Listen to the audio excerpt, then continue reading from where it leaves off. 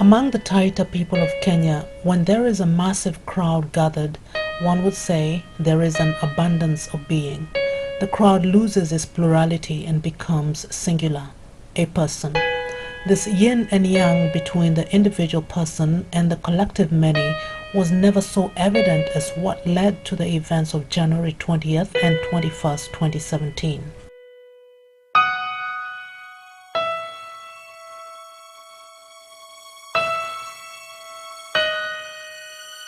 Doors open. Step back to allow customers to exit. An individual had just become the 45th President of the United States, a personal dream that took a collective effort to achieve, and one that was immediately met with collective revolt. Show me what feminist looks like! This is what feminist looks like! Show me what democracy looks like! This is what democracy looks like! Show me what democracy looks like! This is what democracy looks like! Show me what democracy looks like! This is what democracy looks like! Mr. Trump was an individual whose aspirations were catapulted by massive crowds that found their voice or anger through him. January 20th, 2017 will be remembered as the day the people became the rulers of this nation again. No matter how divisive his campaigns and rhetoric, the crowds carried him to an unsettling victory. And just as quick, bigger crowds rose up against him. No hate, no fear. Immigrants are welcome here. No hate, no fear.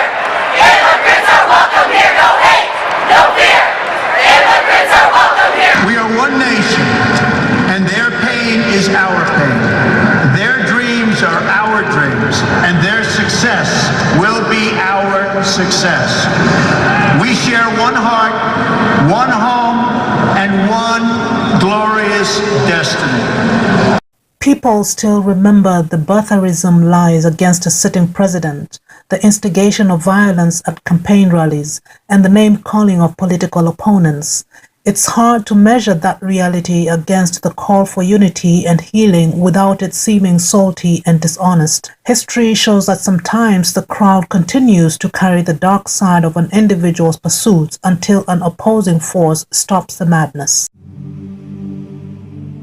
The agitation of one person in the crowd can trigger a revolution that moves the crowd to reject the individual they placed in power, thereby beginning a new cycle when the individual becomes the crowd and the crowd becomes the individual.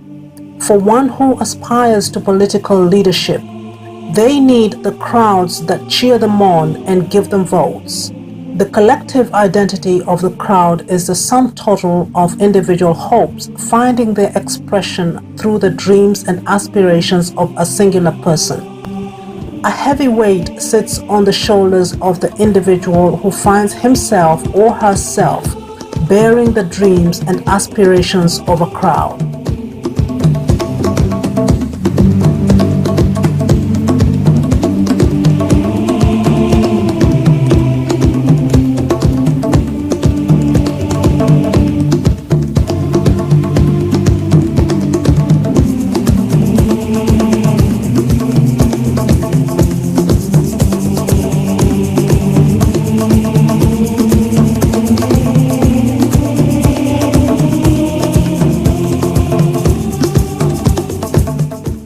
Maybe the voices of ordinary women and men can lend a connection between individual pursuits and the collective purpose. I'm not somebody who needs to make a lot of money, but as long as I can just be happy in what I do, and I think that's important. And then of course, you know, with family, friends, I think you have to have some sort of balance in life. So to be able to hang out with friends and do things with my family also provides a sense of happiness for me. Americans live in a country where their personal desires are constitutionally protected in the right to life, liberty, and the pursuit of happiness. It is this sacrosanct right that enables many to achieve the impossible dream, regardless of creed, color, or country of origin. The success of an individual inspires the collective. Yet it also seems the space and aspirations of the singular person are respected and acknowledged as more important than the collective aspirations of a community. We have been so individualistic in our thinking that we vote against our own interests because we're angry with someone and we don't think about what our actions' impact is going to be on our neighbor. So I think we need a little less individualism at this point. We've been very selfish as a culture, as a country. It's been me, I. Right. And that has gotten us and we in a real cluster up.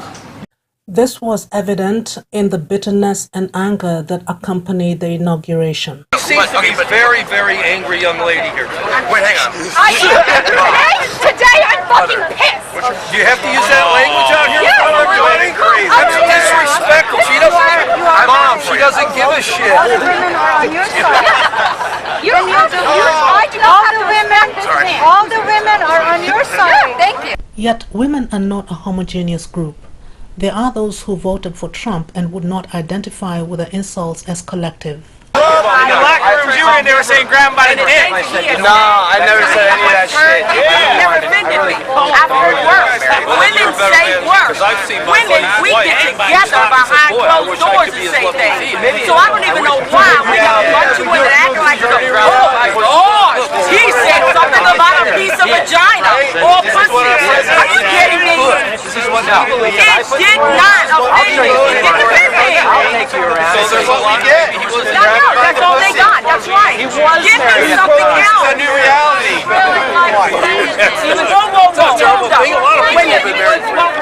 Let it be, let it be, let it be, let it be.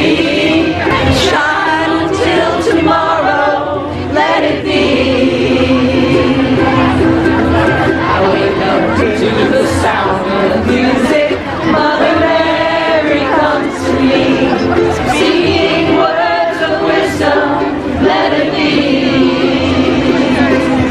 What did you think about the 2016 election? Let's just get right into that. So I called this election a year ago. I think a lot of people did. But No, not like in 2015. Sexism runs deeper in this country than racism. Some people, just mostly men, don't like to own that fact. But black men could vote 30 years before white women. So the proof is in the history and policy. Good point. You don't have to like agree with me. These are just facts, right? I'm just stating facts. So I told on air, I said, if the Democrats make Hillary the nominee, they're giving the White House to whoever the GOP candidate is. And people still thought Trump was a crazy long shot at that point. But it was never going to matter. The country was not going to have two historic presidencies behind the other. We weren't going to have our first black president and a first woman president. It was going back to what it knew, which was old white men, like the other 43 presidents had been. And so Bernie Sanders, who I liked, who was an independent like myself, who just joined a party for ballot access, he could have beat Donald Trump. He could have beat any of the Republican candidates. And it was this air of entitlement, like it was her turn. And it turned a lot of people off. 47 million people didn't vote at all. Baltimore's majority black mothers took the national platform following the international spotlight on the death of Freddie Gray. The story has not been told of so many woke, well-read, ordinary black women wanting and fighting for more. Are black women villains, victims, or victors when it comes to their personal lives and their place in the collective struggle? That can change multiple times in the same day. We are the backbones of our communities and our families. When you look at what the zero tolerance policy did under Mayor O'Malley and how many families were destroyed because of how many people we arrested and violated their civil rights, who bears that brunt is the mother who has the child regardless, who still has to raise that child, who still has to work. But we're also the healers in our community. We're the Reiki and the dwellers and the midwives and the yoga instructors, and so we're holding our community together with with everything and every skill we have. Catalina says that Maryland as a whole has very antiquated laws with regard to women. Our family, like we just passed a bill this session that has to go to the governor's office to get signed to allow you to change your last name back after a divorce. It's 2017. And this is legislation that took 3 years to pass. So, I mean, but I say that it's like, it's so many things, because it's little stuff that you don't even think about because of how our laws are written. The other side of it is, while President Obama's My Brother's Keeper initiative was great, it's about 15 years too late. So when you look at the statistics, the growing population in both juvenile and adult prisons are black girls and black women. This session is Senate Bill 900, and it is to expand the definition of domestic violence to include malicious destruction of property and harassment. As it stands right now in Maryland, you cannot get a protective order in a domestic violence situation, which means that you are either married to or formerly married to or have a child in common. And it's not man, woman, this is same-sex partners, whatever the domestic relationship is. You have to be physically assaulted before you can get a protective order. And for me, they didn't know that I was a survivor when they asked me to come and advocate for this bill. They knew I was a media personality and worked in politics, so I was bringing like glitter to it, right? But I just went through that 3 years ago with my daughter's father, and I remember like tenant laws applying more than my own safety. I couldn't put him out of my house because we had this child in common. I would have to give him 30 days and evict him. And we've had over 15,000 deaths in just this past year alone that are related to domestic violence. During session last year, actually, when we were trying to get this bill passed again, a man who didn't want to pay child support walked right up to the car that his daughter and her mother were in and shot them both, so not to have to pay child support. Coming back to the sexism, the argument against it, because it seems like this would be common sense legislation, is what is called the hysterical woman doctrine. So there's a couple of male delegates and senators down in Annapolis who don't think this should be law because they think women will get emotional and use it improperly. And the example given on the floor last session literally was, if I'm watching the Orioles and something happens and I get mad and I throw something and I break the TV, my wife can put me out. In a highly individualistic society, it's difficult for people to raise each other's children. With women prison population growing at the fastest rate in the United States, it means an increasing absenteeism of mothers. Some women know only too well what this trauma means and why it's so important for a village of mothers to stand in the gap for girls entering adulthood. I guess I would have to say the most disappointing thing as a woman would be not having a relationship with my mother. It would be because, you know, your parents are your foundation, especially your mom. And not having that, it kind of makes you unbalanced. So it sets you in a light where you're unsure who you are because you don't know your foundation. Professionals such as counseling psychologists step in to mend broken adults where an unstable foundation drove them to destruction. Meron and Stanley are part of a team of professionals that runs Positive Steps in Baltimore. My dream job would be exactly what I'm doing now. I've always had the love of helping people. So no matter what, I've always wanted to help people. Unfortunately, I wasn't, when I'm younger and I was under my parents, that was not the issue because of where we come from. Right. That's not something that you do. Mental health is not something that you talk about. Right. But this is exactly what I wanted to do. And mental health is real. And as we can see for many years, there have been things that have happened all through the United States, not just, Baltimore City, but all through the United States. And it all basically went down to somebody having some kind of a mental break. Mm-hmm. You can think that you're healthy, never had any mental health issues in your life, but it would take one trigger and you will go off.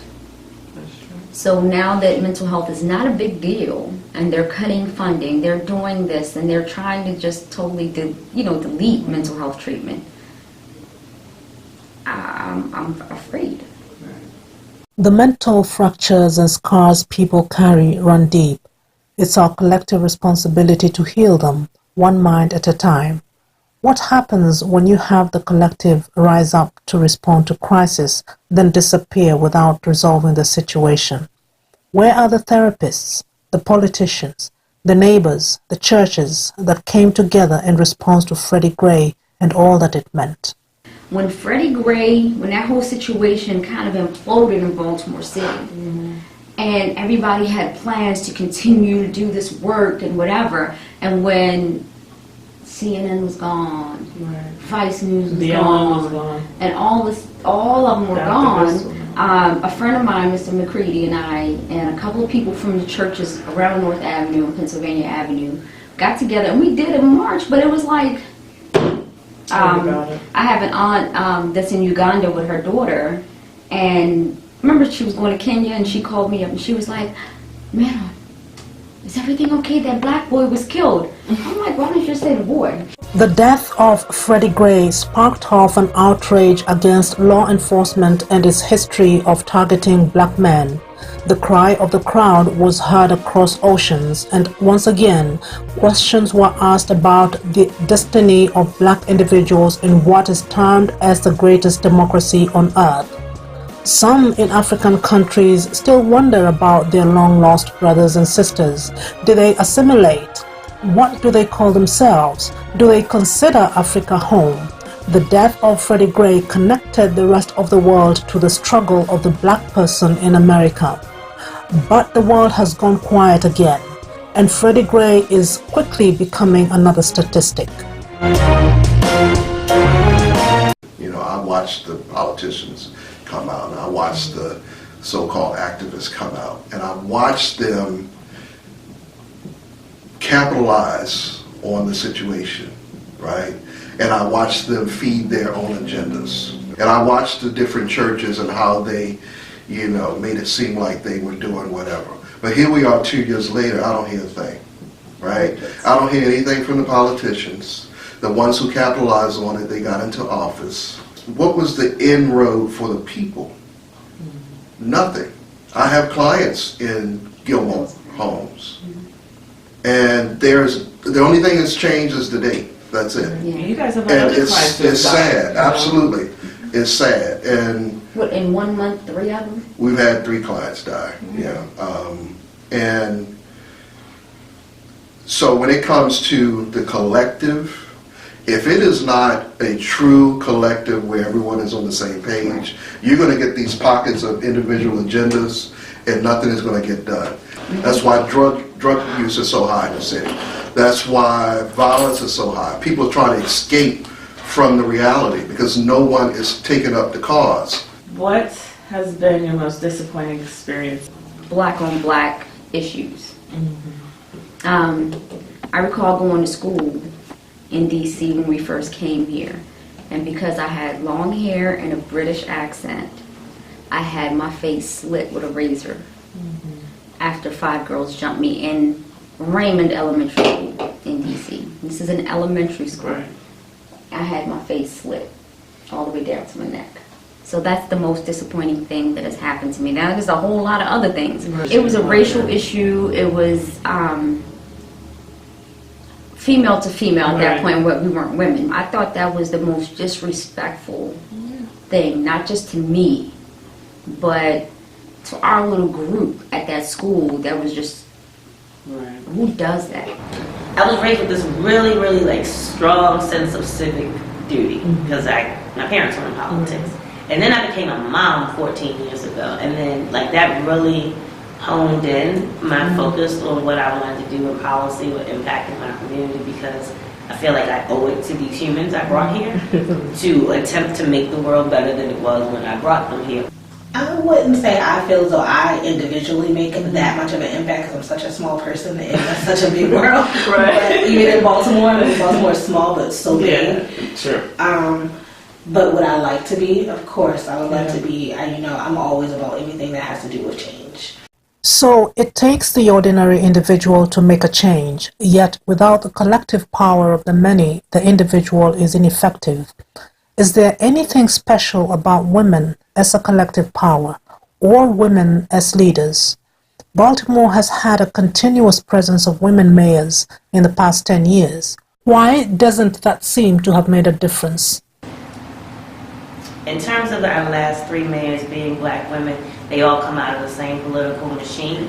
So, I mean, and you're talking to someone who ran for mayor herself. So, I don't see it so much as an accomplishment for black women, so much as I see it as how we get used inside of power structures that are not really meant to serve us.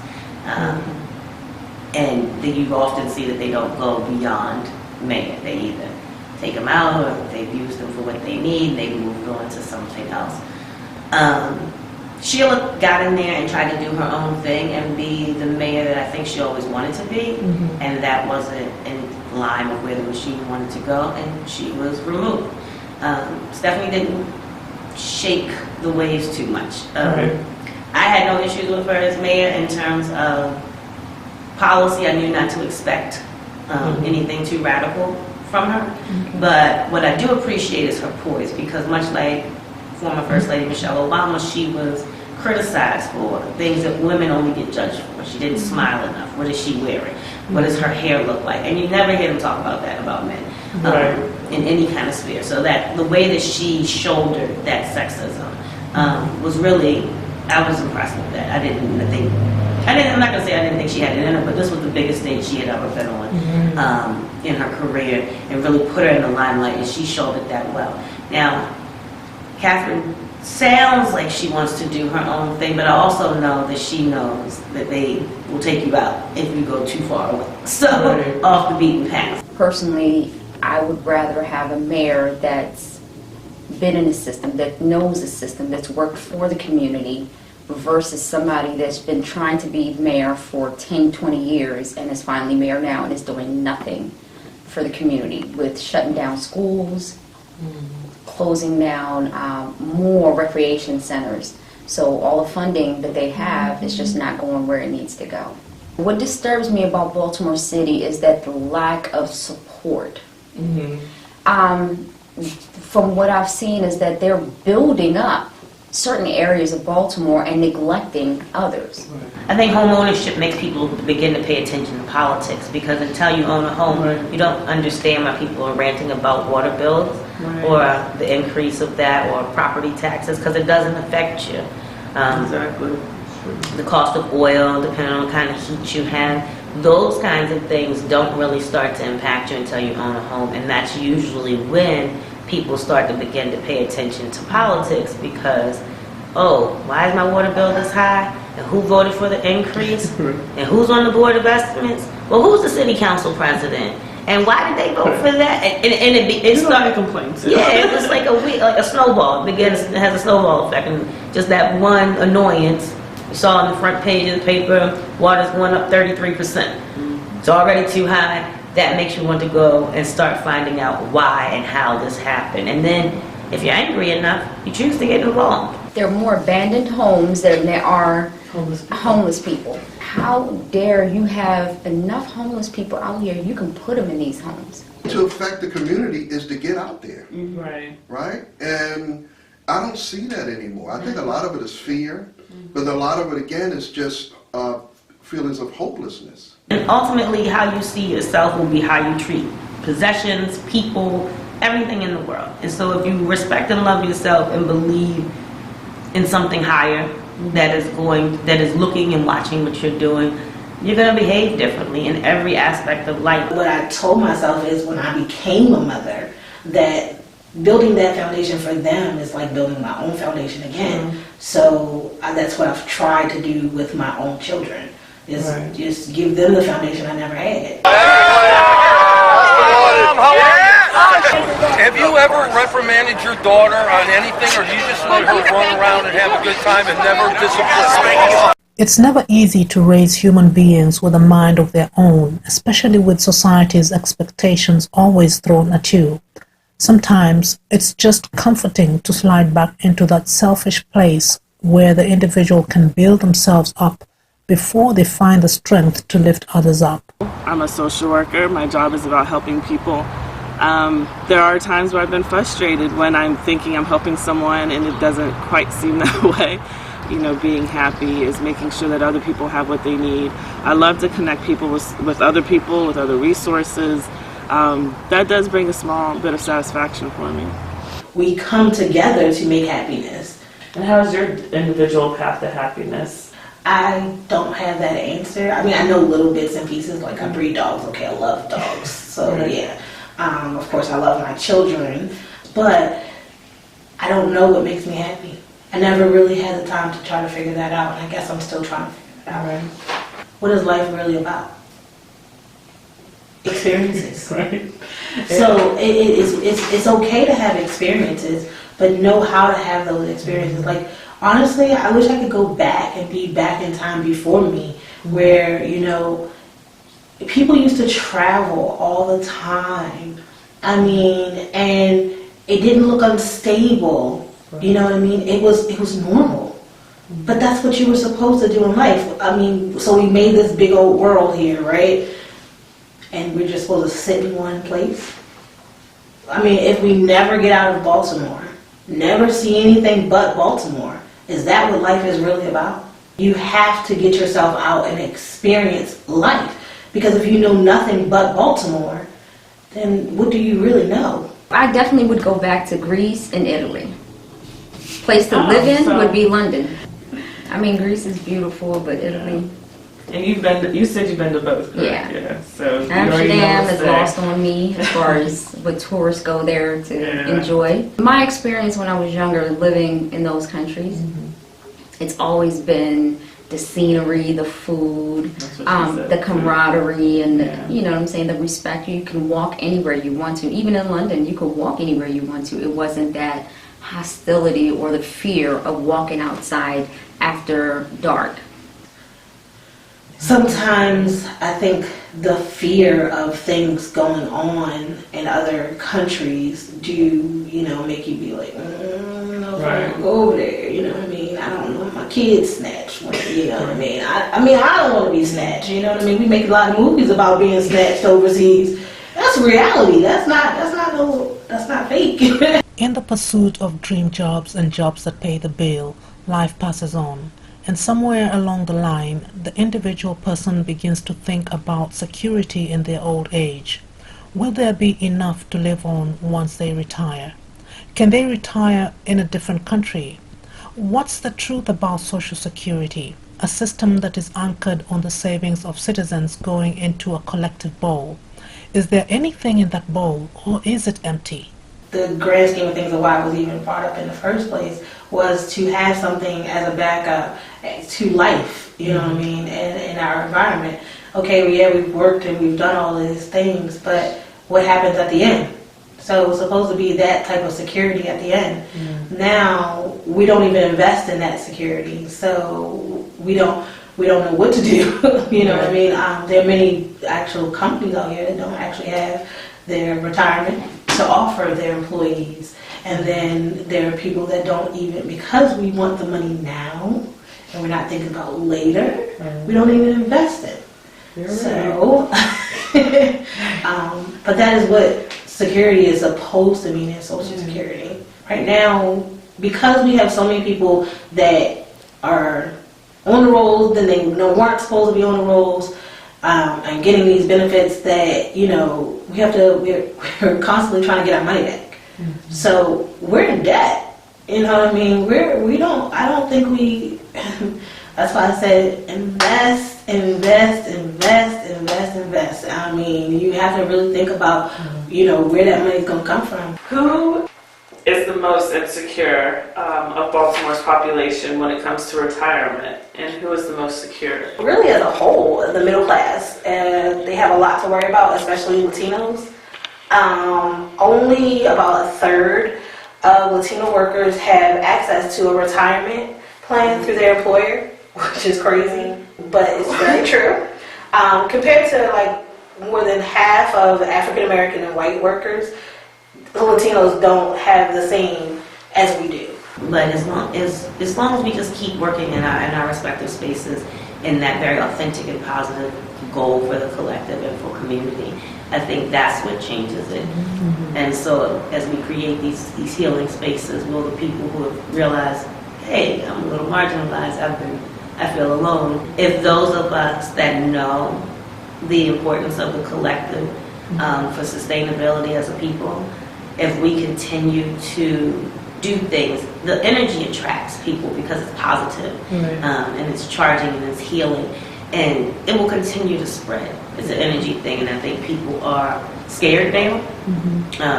Some are devastated, some feel misled, and hurt makes you seek out help. We have to really look at this country for what it is. We have to go back in history. Yeah, and I can't just look at present day and say, you guys need to fix it. You got to go back and say, how did we get here? We feel so deprived that we have gotten to a point, I think, even as a collective. I don't necessarily think that way. I didn't have a very poor upbringing. I mean, we weren't rich. We weren't even really middle class. But me and my brother had what we needed. So I never felt poor.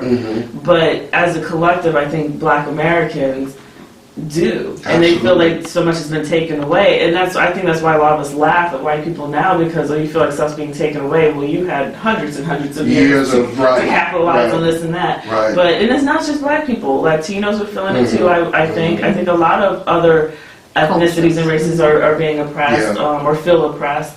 So I don't think it's just the Black collective, but we have been hit pretty hard. In finding our own footing as individuals, we can find our purpose in the crowd. A lot of people go out to join the crowd in the heat of the moment and soon forget the reason that brought the crowd together. The tribe, the crowd, the collective is the multiplication of an individual's courage and passion. The comedian D.L. Hughley once said, "The hardest thing for a Black man to do is to be an individual, to stand on your own, to say what you mean, and to not be influenced by anybody, to make your own mind up in your own way." We weren't allowed to be individuals. Like from a very young age, I remember my mother telling me that when I step out the house, I represent not just myself, but my family and how I was raised. And so don't get caught outside acting a fool in the street, because it's a reflection of us. And if you were raised in the church, certain things you did were a reflection of your leadership, the leadership of the church, and how you were being stewarded towards your faith. Everybody thinks you got to have $1 million and you have to have degrees and doctorates and whatever. No, the one thing you can do is think of somebody else other than yourself. Empathy. That's what empathy is. Yeah, that's what it is, basically. Versus apathy. Yeah. That's where we are right now. Yeah. 'Tis the gift to be simple, 'tis the gift to be free, 'tis the gift to come down where you want to be. And when we find ourselves in the place just right, we'll be in the valley of love and delight. When true simplicity is gained, to bow and to bend, we will not be ashamed. To turn will be our delight, till by turning and turning we turn round right. Till by turning and turning we turn round right. Till by turning